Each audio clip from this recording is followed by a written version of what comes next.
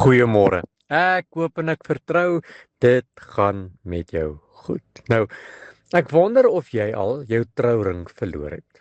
Sjoe, ek hoor dit nogal baie.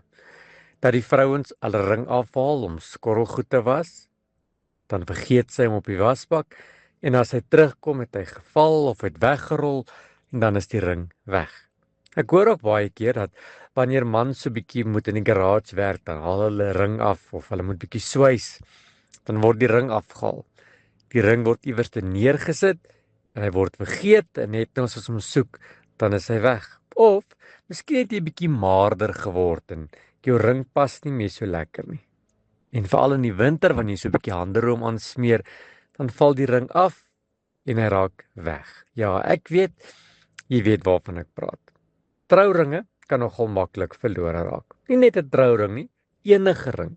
Jy haal jou ring af en as jy hom weer soek, is hy weg. Of jy vergeet waar jy hom neergesit het.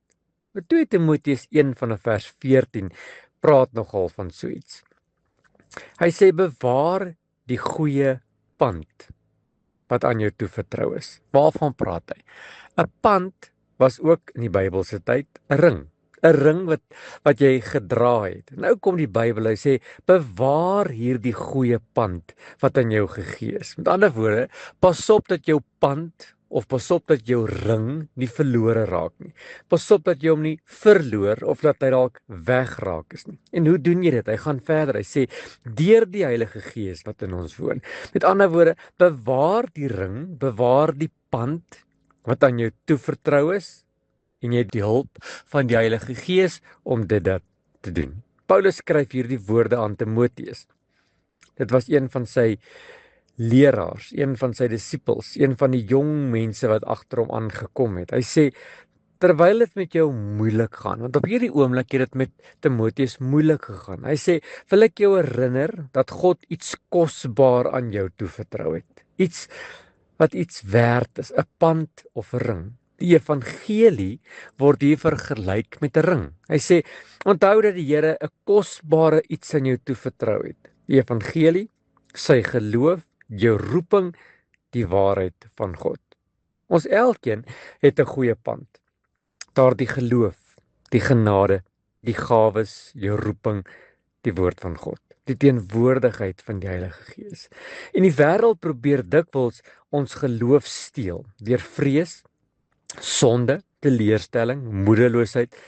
Maar Paulus sê, "Sjoe, Timoteus, bewaar dit. Nie deur jou eie krag nie, maar deur die Heilige Gees wat in jou woon." Jy sien, die Heilige Gees help ons om getrou te bly, om sterk te staan, om die waarheid van die leuns te onderskei, om nie op te gee nie, om ons deur vuur te laat louter, sodat ons die ander kant kan rein uitkom. Wanneer die storms kom, moet ons oppas dat ons nie verloor wat God in ons geplant het nie.